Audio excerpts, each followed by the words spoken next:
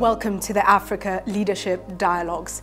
Now this week on the show, we break with our normal format to focus on a panel session discussing the aftermath of the Westgate Mall attack in Nairobi, Kenya. Welcome to the show.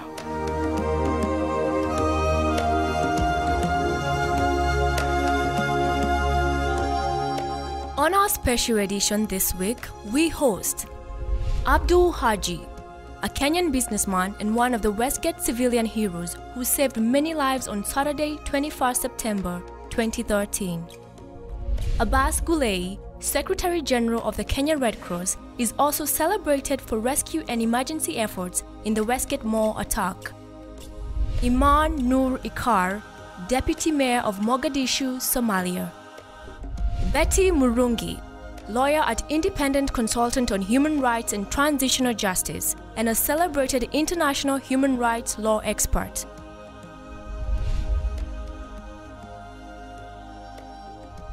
In the aftermath of the shocking Westgate Mall attack, let's begin now with you, Abdul Haji. You went to rescue your brother. You ended up being one of the celebrated heroes of Westgate.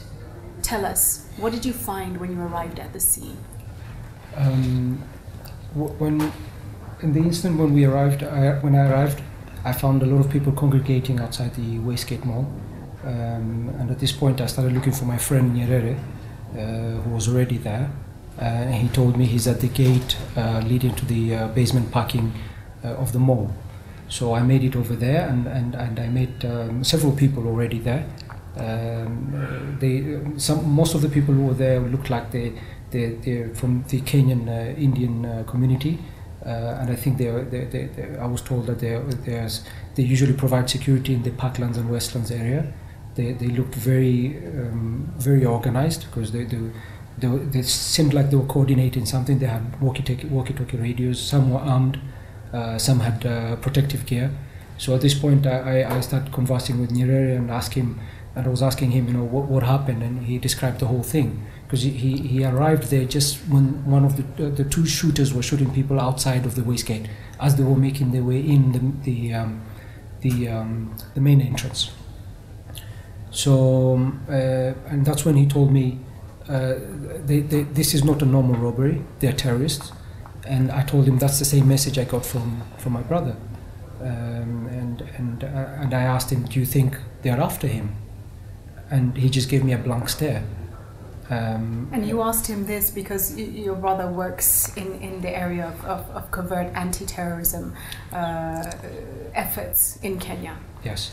What had happened was, I think my ordeal and my family's ordeal probably started long before the dreadful day of Saturday. Mm-hmm. About 2.5 weeks ago, there was an expose which was done on one of the local media, where they were talking about the death of some sheikhs in Mombasa and the people who were renditioned into Uganda, and this show went ahead and exposed my brother as an undercover agent of the intelligence service, and they put a picture of his and a small family video clip, which I don't know how they got it.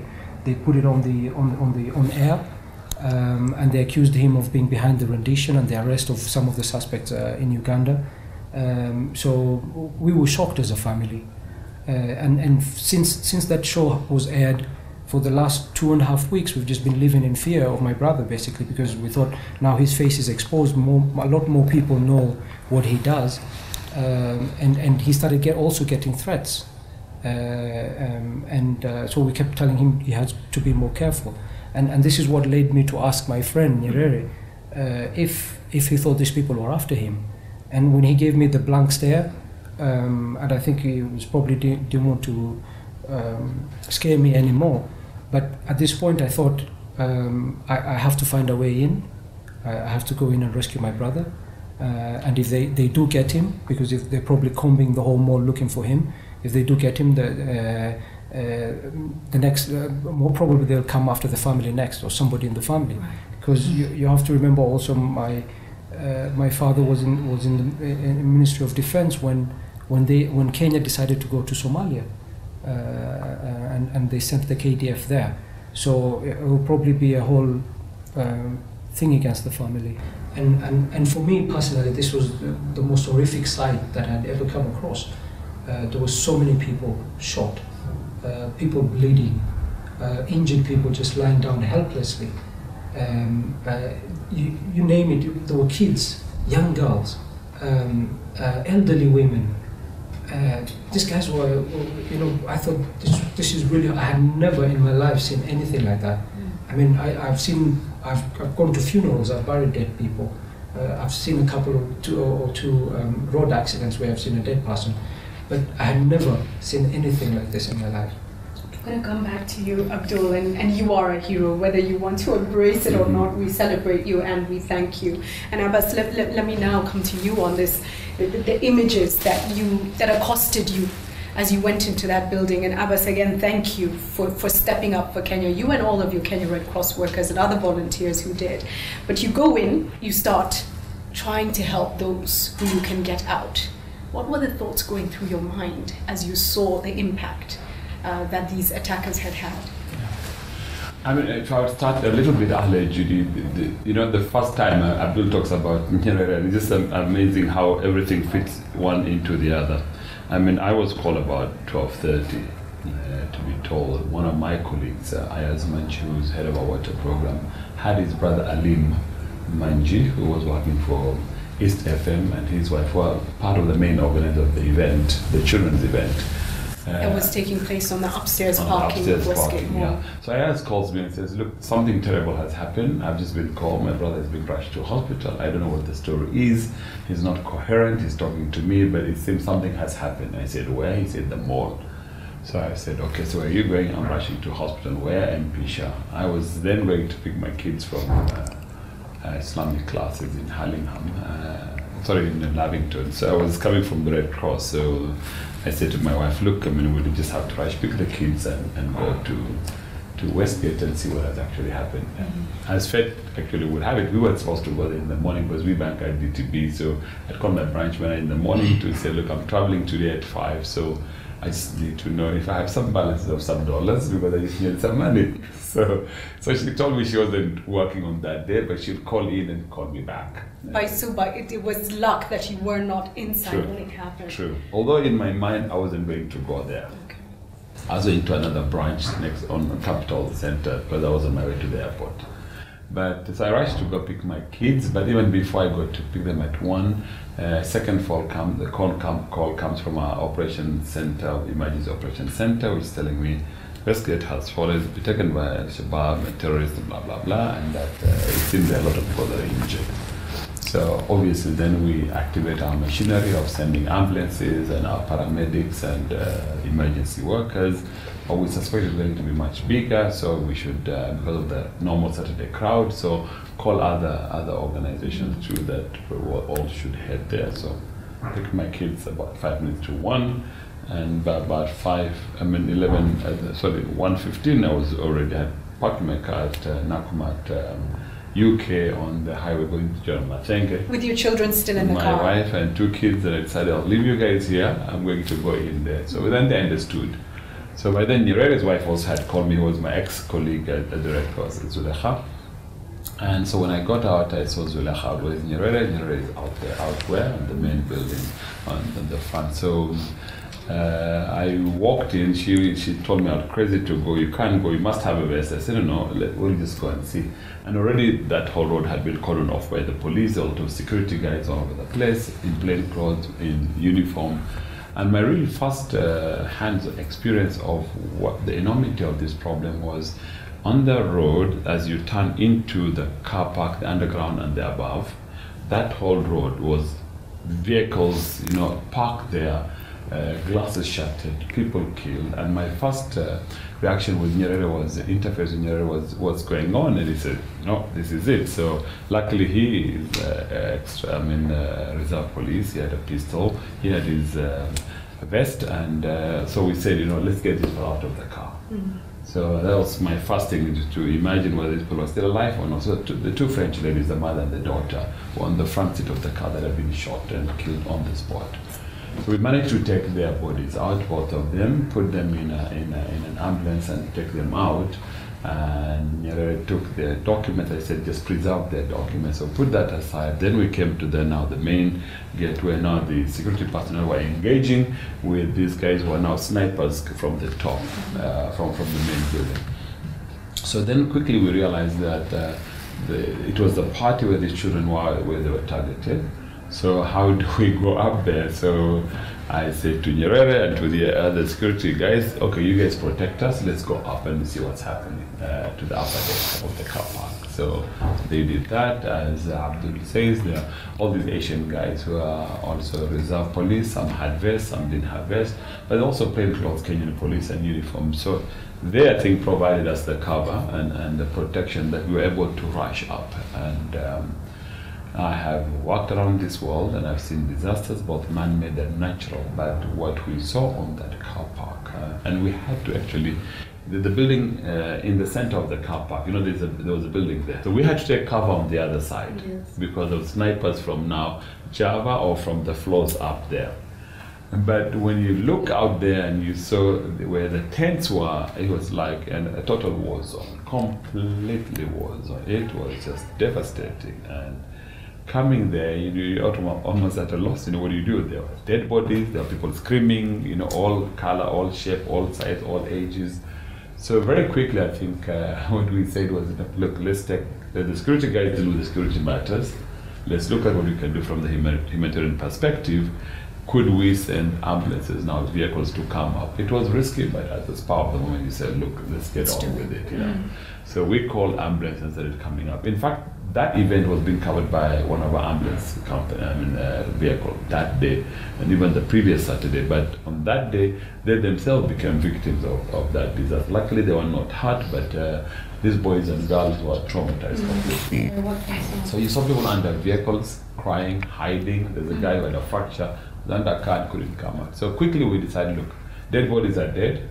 We need to save these the injured ones that were critical and who are alive. So that was horrible. I mean, the grenades that were thrown at these people initially, there was a young girl, two ladies, one Kenyan girl of African origin, the other was Somali origin, but from UK.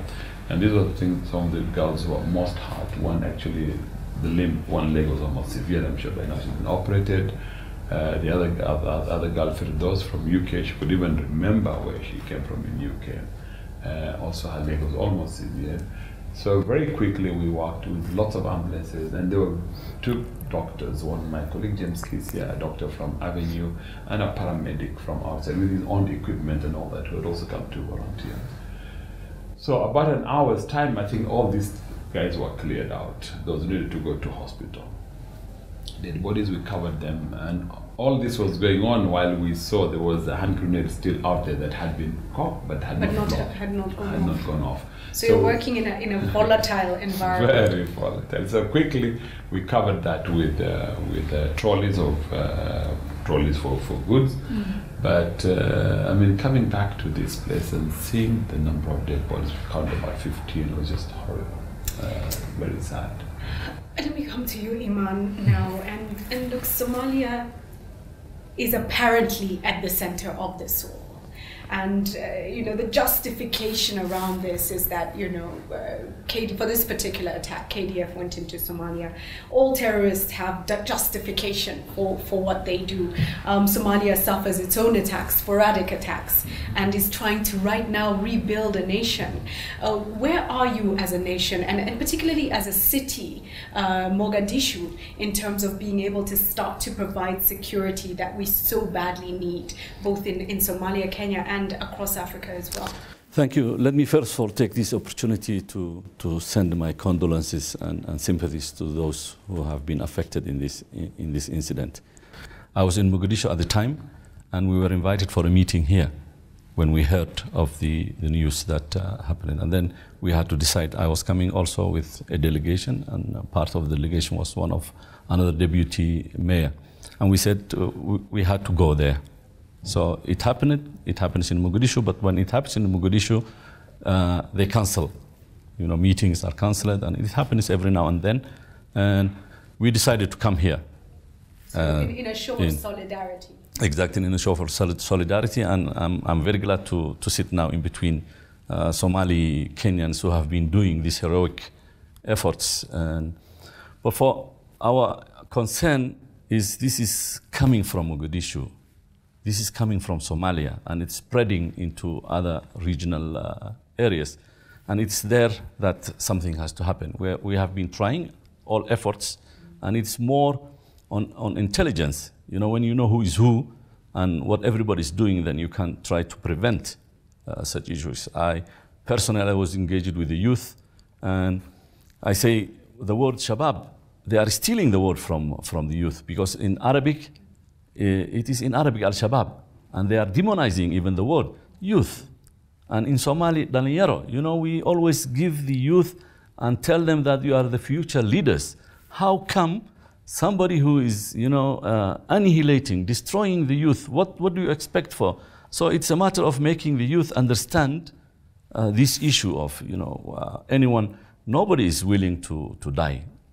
Even when you look into the Islamic perspective, you are not allowed even to kill yourself, let alone harming others. So we have to make it very clear that this is something that has nothing to do with religion.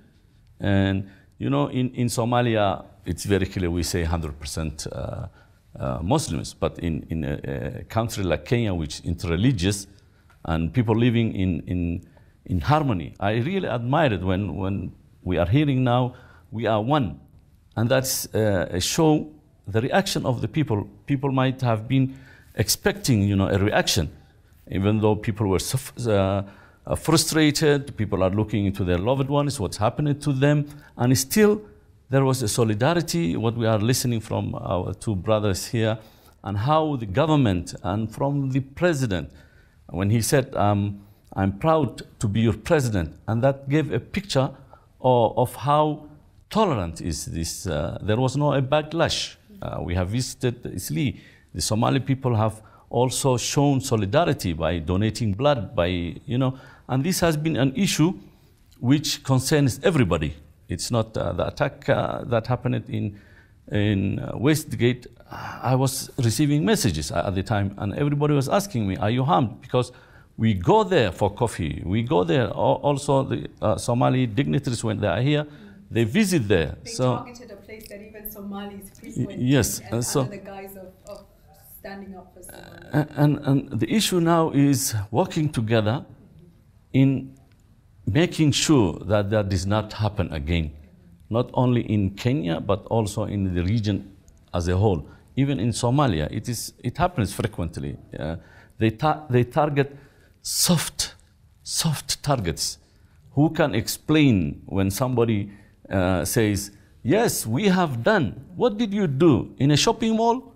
Defenseless people. Sure. You know, the youth who are taking part in this, and this is my message to the youth: please abandon this, leave them. And to the governments, I think we should offer amnesty. Maybe these people, they don't know what they are doing. Nobody can explain. A young people coming to die and kill.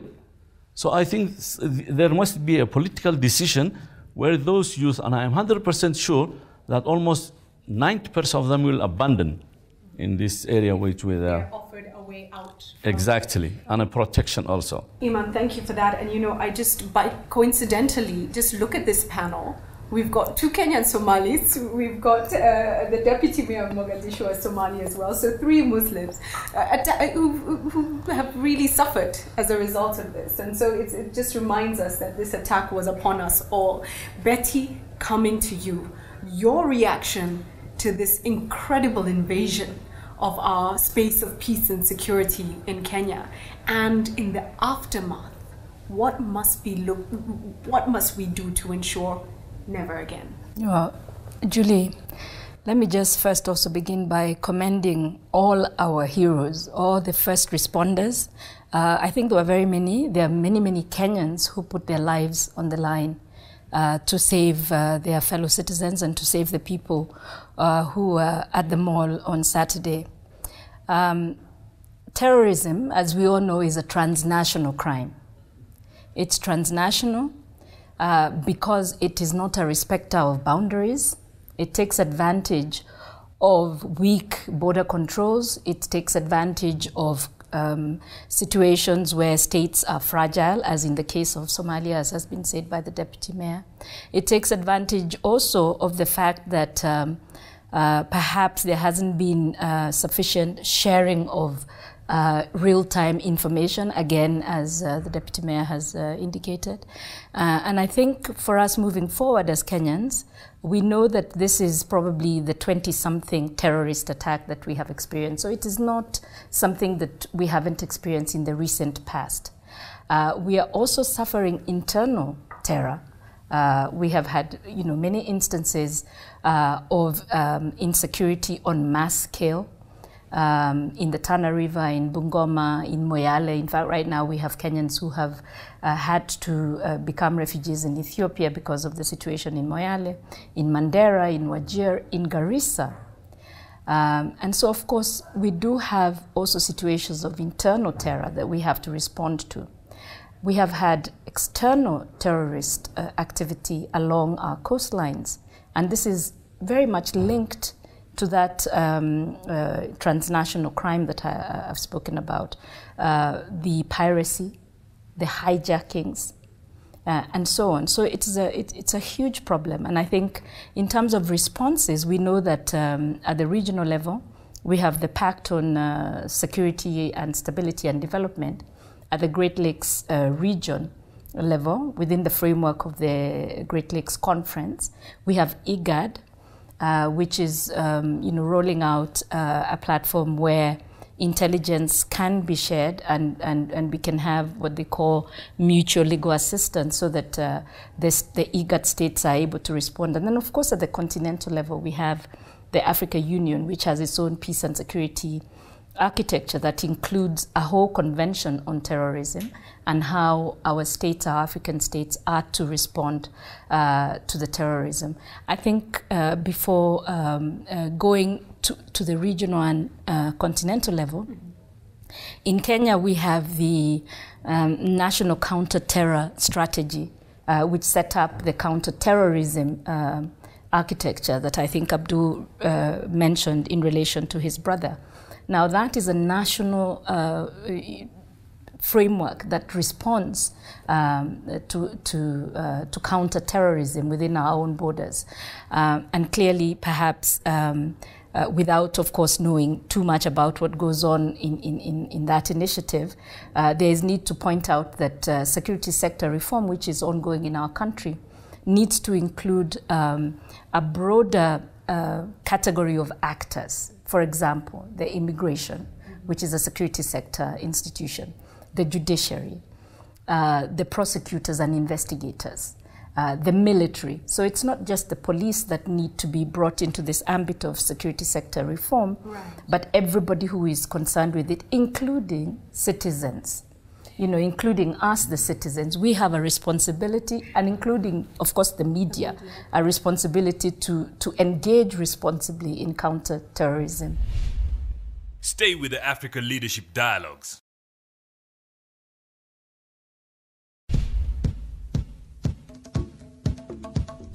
In terms of media, there's much that needs to be done in a thin balance, and I think media is starting to try to learn and understand what this balance is. But let me ask this, Betty. There's the observation that Kenya terrorism, anti-terrorism laws are pretty soft compared to some of our neighboring states. Do we need harmonized legislation across the region or even further afield? Well, obviously what I think this Westgate attack has done is it has now enabled us to have this conversation about counterterrorism. As you know, Kenya passed legislation. The Anti-Terror Act was passed, I think, in 2012. And I think that's going to come up for debate in terms of how strong it can be. I think it's happening in our country at the same time as we are rolling out police reforms. Of course, from 2009, we did have that task force that was making recommendations about reforms to the police service. And now we have a sort of a joint police service. The administration police and the other police are one entity under the command of the Inspector General, but we also have civilian oversight. So obviously, within the Kenyan context, what was being addressed was the need to democratize the police and the need to have accountability. Clearly, this was intended to check issues around corruption and so on, which are drivers of terrorism. When you don't have proper governance, when you don't have accountability, then of course this also creates that kind of context in which terrorism can thrive. So that is ongoing. With respect to your specific question about whether the legislation is strong enough, I think legislation can only be strong enough as it is the intention to implement it fully. Right. I think if the concerns that were being expressed by civil society and others was that we did not want legislation that profiled, for example, Kenyan Muslims or profiled Kenyans from a particular community, which was the danger with the initial legislation. We, as we have seen, and as you and I are flanked here by Muslim Kenyans, who were the first responders, you do not want legislation which then abuses their rights as people coming from a particular community or people professing a particular faith. And I think the big takeout for me from this whole terrorist situation that we have endured is Kenyans have refused to be divided along those lines. That is completely clear.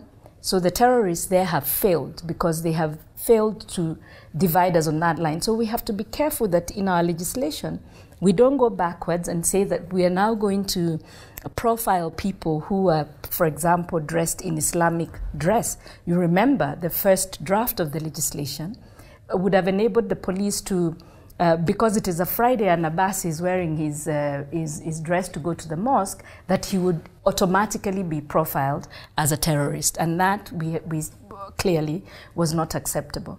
So yes, we do need coherence of regional legislation.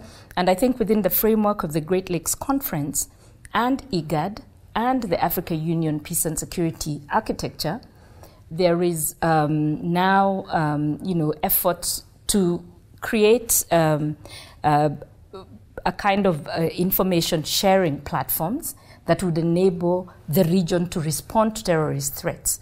Because one of the things that we have to appreciate is the East African, the IGAD, the Great Lakes region is a region that has experienced a lot of terrorism.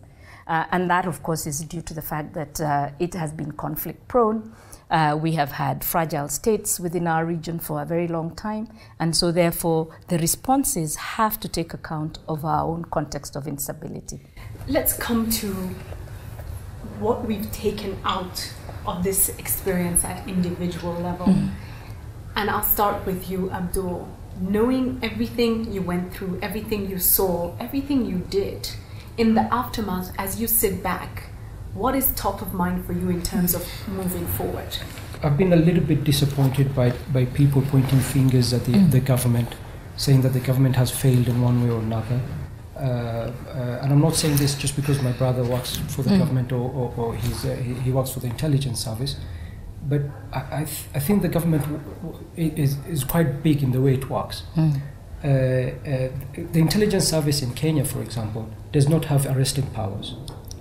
They don't have arresting powers. So even any information that they have about an individual, there's nothing they can do but to pass the information forward to either the police, immigration, and any other security arm that is available. In fact, it's my understanding that notices went out on 13th September and 16th September warning all security agencies of a threat. Exactly. So to see some people go start pointing fingers to individuals and whatever, I think it's not the time to criticize. I would rather people sit down and debate their way forward. And also, I think personally, I'm not a policy maker or anything like that. I'm not that educated or a scholar or anything. But I think what probably needs to be done is for people to sit down and debate. If they have ideas, let them share their ideas with the Kenyans. And also, there should be a little bit more information out for the public. For example, the genesis of Al-Shabaab. What the Al-Shabaab are fighting for is for their business. KDF, when they went to Somalia, interrupted the business operations. All this is about profit. I mean, I have friends from Somalia, and we sit down and discuss about these things, and they tell me, you know what, Al-Shabaab is all about money. So for them to hijack a religion and come here and say that, you know, KDF is in Somalia killing people, the truth needs to come out. Let me come to you, Abbas, and you are so humble. He says he's not educated. He's very educated, and I know this for a fact, but humility, and we appreciate that. Abbas, what do you take from this experience? You watched the interaction between the different agencies, including the rescue efforts, the civilians, the defense forces, the police, and all the other players. What do you take from this? What lessons can we learn? Well, I would say from, as a nation, we've learned, and every experience teaches you to be better prepared. There has been strength, there may have been areas we can always improve on. A lot of Kenyans ask me all the time that, you know, were we prepared? Could we have done better? Did people fail? Did the system function? Were the security personnel to be blamed? You know, we can go on and on this issue. But if we sit back and look, under the circumstances, every individual, every Kenyan, how senior, how junior they were, ordinary people did extraordinary work to deal with that problem as it presented itself. Those that were daring enough, that took pistols to go and challenge people with highly sophisticated weapons, put their lives to risk. Those volunteers, humanitarian workers who went to get people out, did very well. Those that were watching TVs, you know, people were calling us to say, and the first question you asked as you went in to the shop, to the mall itself, to Westgate itself, from the main entrance of Java, what was happening. There were people who were calling us, telling us, you know, we see on TV, there are people stuck in this building, this room, that room, this office, this shop, this bank, this whatever. Information. You know, information was coming, and we were able to talk to Abdul, Nyerere, Harish, the police guys that were really, I mean, really the ones who put their life on the front. Who then said, let's go, we break this shop, we break that shop, we go in here to this bank, and got people out. I think had people not acted the way they did, we would have lost hundreds and hundreds of people. No doubt about that, number one. Number two, take away from this now sitting back, for me, also shows me how resourceful, how resilient, how adaptive Kenyans are. Because on Sunday morning when we said we were going to donate blood, people had lined up by thousands at Kencom House. Without, you know, through social media and television news, people lined up. We were sad at the end of the day to tell thousands to go away because, you know, we could not cope taking the blood from them. But when they say come back on Monday morning at Uhuru Park, they were there in droves. They were countrywide, and there were those who were bringing water, juices, food, anything they could get to come and give to those who were donating and those who were working. So I mean, for me, it just goes to show when I am my brother's keeper that I can even donate my blood to give to my brother or my sister, irrespective of, you know, your color, your political affiliation, your thinking. And I think the leadership of this country too, President Kenyatta, former Prime Minister Raila, coming together also that Saturday or Sunday was huge, was a huge message. And I think really, as Abdul says, there's time for people to sit and dialogue. As Betty says, those laws and the question you asked, Julie, they need to be always improved. But always should be improved with a view that we try to take the best from the region and from the world. That will only strengthen our resolve as a nation in dealing with these threats. But realizing, as we are now saying, we are one.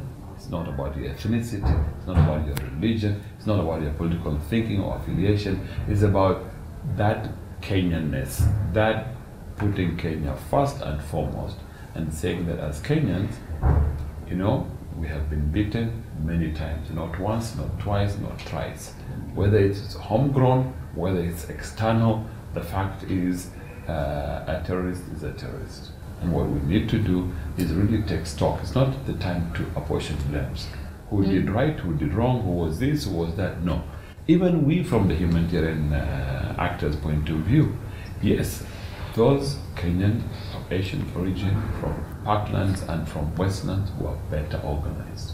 They've learned through hard times that have faced them over the years, violence also that, and petty crime that has also faced them. But the other guys, reserve police who had the guns and we came out, you know, without being called, shows that they put the nation first and the lives of their brothers and sisters. Today, I think we should sit and look in totality, take stock, analyze, and see where do we go from here. And I think, you know, you touch on the fact that, you know, it's about the spirit, it's about what we can do, it's about what we determine to do, and not being beaten by the terrorists, because it is in breaking our spirit that they succeed. Iman, as a Somalian, you were there, you cared, you watched what happened, you suffered yourselves with a market bombing that occurred in Mogadishu as well. What do you take from this experience? I think this should be an eye-opener for the whole world, for the international community, because it was happening around. And the media attention that the Westgate Mall got, it was already mentioned in Wajer, in Mandera, and it was happening. But this has got immediate attention, which means that everybody is vulnerable. What I'm taking from this is it is a fight that the whole world should take it seriously. Don't leave it for the Somalis themselves to take care of it. Don't leave it for the Kenyans to take care of that. Don't leave it for the region. But it has to be an international solution. In Mogadishu, what we are trying is the neighborhoods to get to know one another. So we were, it's a program that is ongoing. Every fifth house should know. And the police who would be working there should know the neighborhood themselves. So then, you know, the police cannot do it alone. The intelligence, the security, they cannot do it alone. They need the public.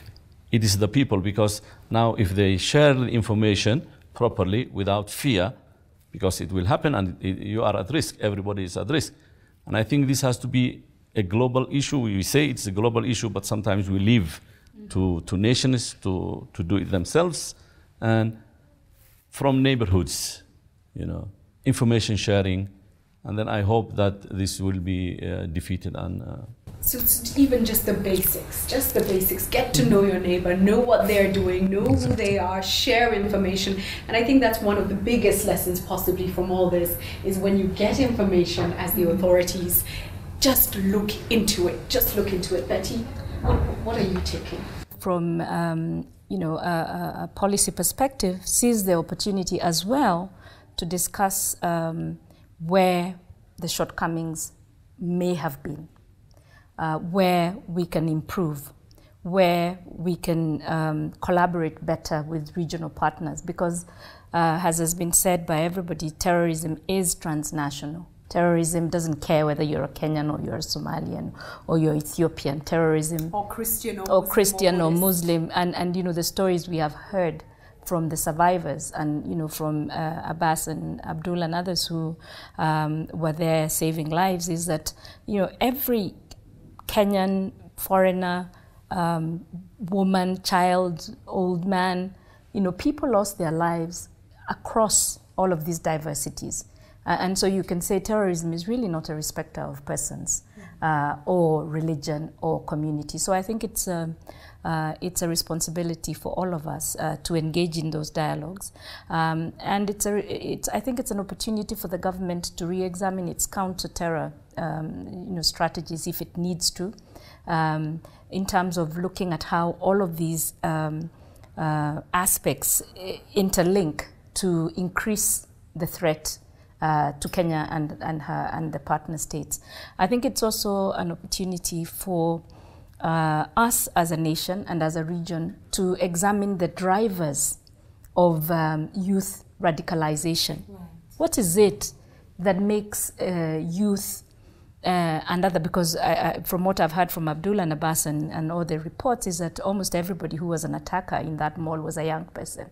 And from what the deputy mayor has told us, what is that is driving this radicalization? Can we deal with it? Because we know terrorism does thrive on being able to recruit radicalized youth. So I think this is an opportunity for us to look at, what we normally call root causes of conflict. What is the root cause of radicalization of our youth within our region? Terrorism does thrive on socio-economic and political exclusion of young people and of communities. So I think, again, that's an opportunity for us to look at that and see how, first as a state, we can address it, and then as a region, how do we address those drivers of radicalization? Because at the end of the day, we want to make sure we don't have Shabab youth joining these forces. And in Kenya, we also have our own homegrown militias. The same thing applies. How do we make sure that we have a reduction of urban militias who are daily terrorizing Kenyan citizens, whether it's in Bungoma, whether it's in Garissa or Tana River. So I think we have our work cut out for us. I want us to end just with a final word from each of you to everybody who's watching. From your heart, what message do you want to share? My message to all is, it is over. We have to stop slaughtering one another, whatever the reason is. Especially the youth, go get education, think of your future, think of learning. If it is religion, try to learn the religion. All religions teach peace and living in harmony. Get education, education and education, and that will solve the problem of Africa, I believe. I would agree with Iman. Say again, what thrives in young people being ground for recruitment in all countries, and I've worked in many countries, is poverty.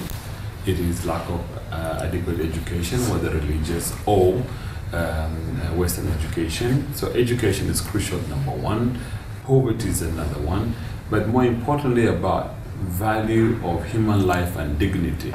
But what I want to say to all Africa is that we need to be patriotic. Africans, this is our continent, these are our countries. It's only we who will build our nations and our states and our communities and our people. And it's up to us to stand up. And for those of us who are in the humanitarian business, it's also us to build structures and infrastructure that will support our governments in doing what needs to be done at the hour of need. My message is, I think we all have a responsibility. The state has a responsibility to protect its citizens, to ensure that people who are living on the margins of society are included. But we, as citizens of Africa, of our own countries, we have a responsibility to each other, and we have a responsibility to be responsible and to work with our states to ensure that we reduce the risks that terrorism presents us every day. Thank you very much. I think most of the things have already been mentioned, but I will just touch on what Abbas talked about, patriotism. I think as Africans we need to be more patriotic. We need to love our country more. And I think as a continent also we need to work closely with our government. I think for Kenya especially, the citizens of Kenya have to come forward with information if they have any information from time to time. They should not see the police as the enemy. They should not see criticizing the government as an in thing, or it makes them popular and gives them a platform. We need to work with the government. We need to give information, and for the youth as well. They like Mr. Iman had mentioned that most of these youths who come and do this terrorist act are recruited somewhere, and they're brainwashed at some point. And we know there are some elders behind them, maybe some businessmen. And in Kenya, we know for sure that there are some mosques that preach hatred, and people go listen to these people at those mosques. Information has to be provided. People have to share information with the government, and they have to see the government. Even we know government makes mistakes from time to time, but in terms of security, we have to stand by the government. And my last word, I hope that the Kenyan government will go after the terrorists wherever they are and keep them on the run, so that they don't have a minute or a second to plan such an attack again in Kenya. Thank you so much. It's been a pleasure. Thank you so much for making time to be with us to discuss this issue. And we hope that at home you're doing everything you can to stand up for Africa in these troubling times. Blessings to you and blessings to Africa.